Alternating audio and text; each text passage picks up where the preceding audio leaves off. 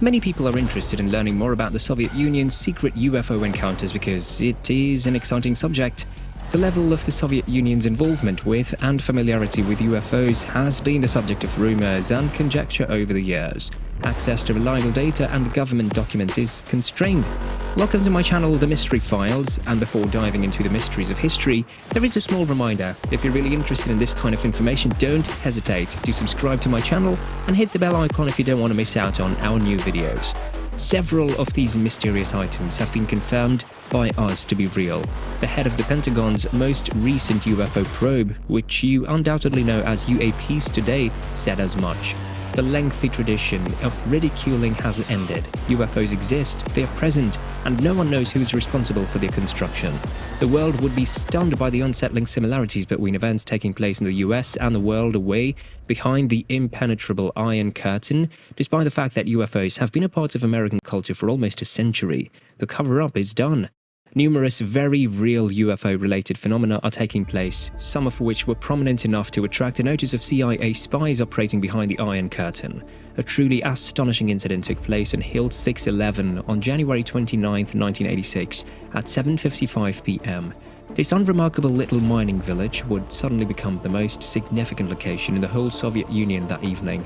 Several locals saw a reddish sphere fly into the town that evening from the southeast. The item, which seemed to be a nearly perfect rust-red sphere and was flying silently, made no sound. The object moved very slowly as it moved back and forth over the village for a while. It would shine brighter as it rose, before fading as it fell. Witnesses reported hearing a dull thump as it hit before it started to burn ferociously for an hour. 2 days after the disaster, Valery Tvuzilny, the head of the Far Eastern Committee for Anomalous Phenomenon, arrived at the scene. This gave him the opportunity to see fractured silica rocks, which could only have happened as a result of extremely high temperatures. Tvuzilny also discovered tangible proof of the ship, albeit the rocks also had a smoky appearance as though they had been subjected to extreme heat. He found shiny metal fragments hidden in the rocks all over the place. A tree trunk that had been severely charred and was near the crash site gave out an odd chemical smell. The Omsk division of the Academy of Sciences studied the physical remnants and found a startling discovery.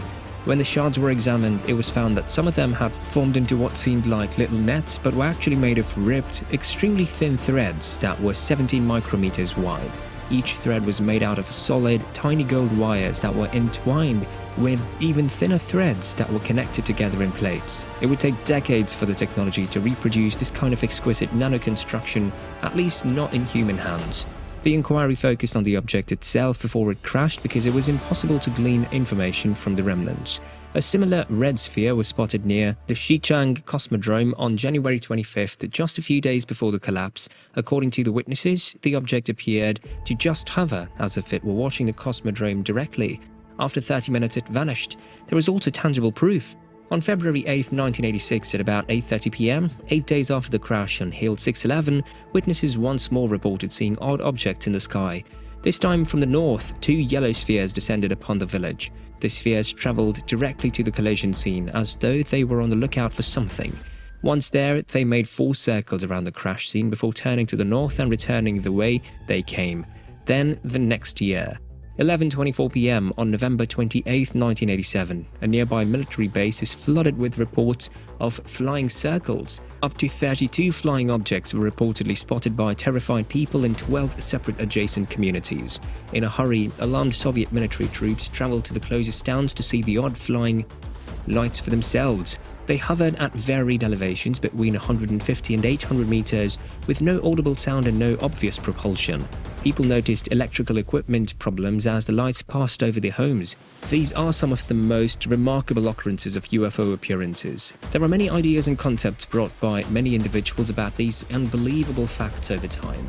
The sighting is just one of several contacts with inexplicable aerial phenomena encircling Soviet military sites during the Cold War era, similar to unexplained encroachments still recorded by the US military today, despite being less well recognized in US study circles.